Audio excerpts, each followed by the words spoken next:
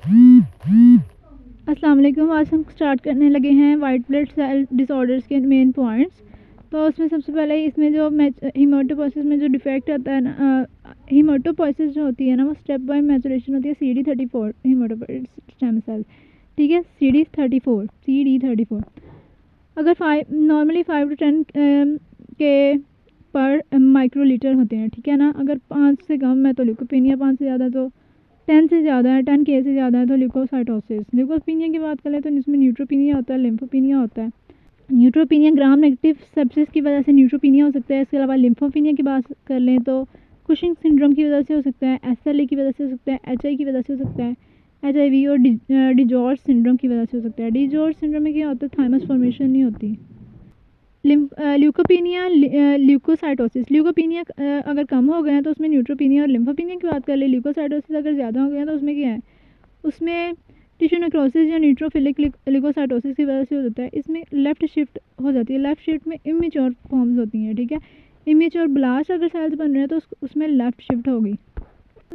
High cortisol में leucopenia में होता है और ल्यूकोसाइटोसिस भी होती है। ठीक है, ल्यूकोसाइटोसिस में सबसे पहले हमने न्यूट्रोफिलिक ल्यूकोसाइटोसिस की बात की। ठीक है, उसमें वो बैक्टीरियल इन्फेक्शन की वजह से हो सकता है। और आगे बात करते हैं मोनोसाइटोसिस की। तो उसमें क्या होता है, क्रोनिक स्टेज में या मैलिग्नेंसी में मोनोसाइटोसिस हो जाता है। इओसिनोफिल पैरासिटिक इन्फेक्शन एलर्जी में तो हमें पता है। इसके अलावा हॉटस्किन लिम्फोमा, जिसकी आगे से 5 टाइप्स होती हैं। हॉटस्किन लिम्फोमा में इओसिनोफिलिया हो जाता है। CML क्रोनिक माइलॉइड ल्यूकीमिया में बेजोफिलिया हो जाता है। ठीक है, लिम्फोसिटिक ल्यूकोसाइटोसिस की बात करें तो वायरल इन्फेक्शन में लिम्फोसिटिक ल्यूकोसाइटोसिस होता है। पैरासिटिक इन्फेक्शन में इओसिनोफिलिया और वायरल इन्फेक्शन में लिम्फोसिटिक।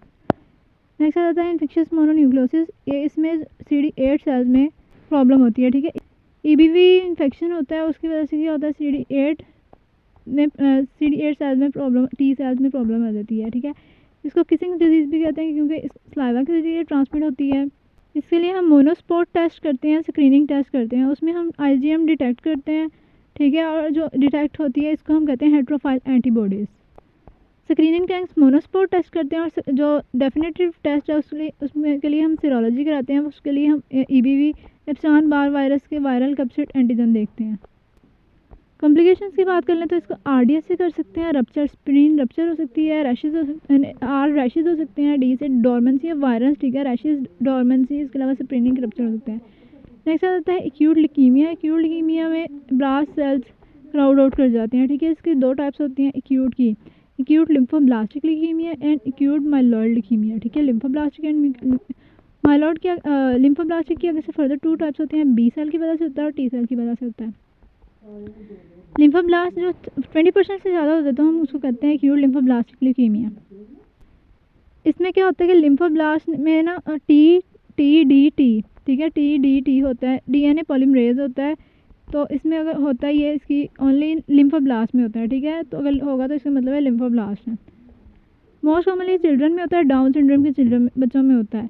अगर तो 5 साल के से पहले हो रहा है ना तो इसका मतलब 5 साल से पहले हो रहा है तो एक्यूट माइलॉइड ल्यूकीमिया होता है। और अगर 5 साल के बाद हो रहा है तो डाउन सिंड्रोम के पेशेंट में तो वो एक्यूट लिम्फोब्लास्टिक। ठीक है, पहले 5 साल से पहले माइलॉइड और 5 साल के बाद lymphoblastic.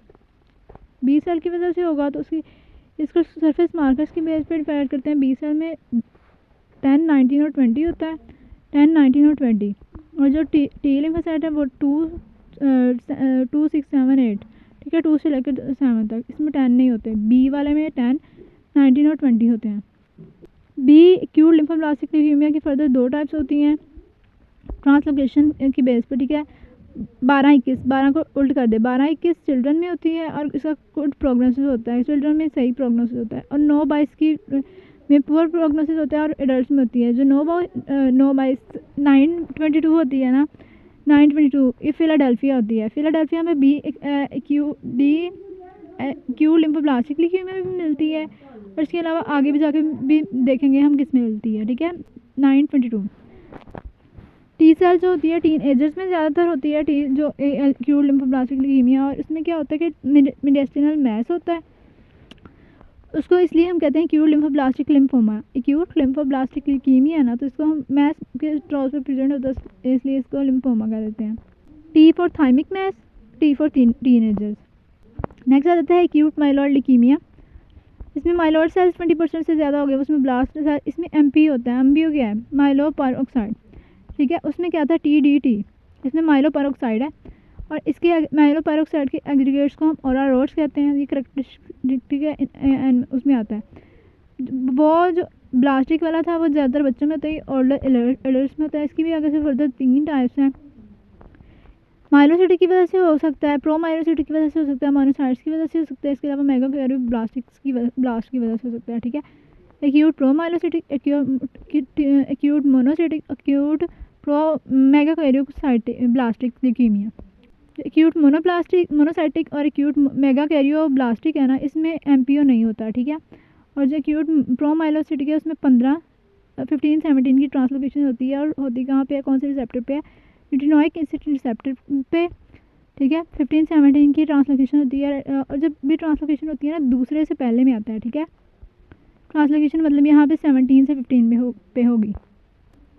Acute myeloid leukaemia माइलोडिस्प्लेस्टिक syndromes के तो डिस्प्लेजिया, मतलब पहले से कोई डिस्प्लेजिया हो, जैसे कि माइलोडिस्प्लेस्टिक सिंड्रोम, उसमें भी आ सकता है। अगर तो पहले से कोई डिस्प्लेजिया उसकी वजह से AML हुआ ना, तो उसको हम कहते हैं माइलोडिस्प्लेस्टिक सिंड्रोम।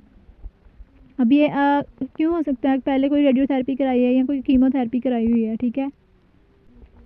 माइलोडिस्प्लेस्टिक सिंड्रोम में इसकी जो कंडीशन है ना एक्यूट ल्यूकीमिया की तरफ जा जाती है। एक आगे और आगे उसमें भी एक्यूट ल्यूकीमिया की तरफ प्रोग्रेशन हो जाती है।